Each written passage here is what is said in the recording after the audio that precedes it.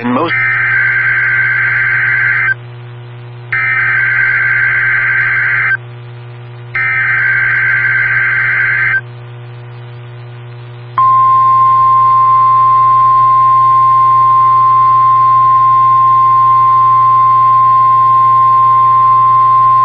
The National Weather Service has issued severe thunderstorm watch number 484, effective until 10 p.m. Eastern Daylight Time.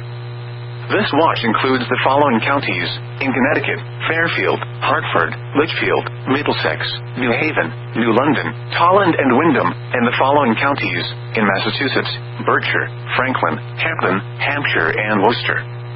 Remember, a severe thunderstorm watch means that conditions are favorable for the development of severe weather, including large hail and damaging winds, in and close to the watch area.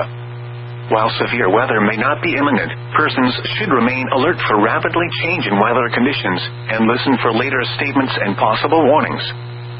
Stay tuned to NOAA Weather Radio, commercial radio and television outlets, or internet sources for the latest severe weather information.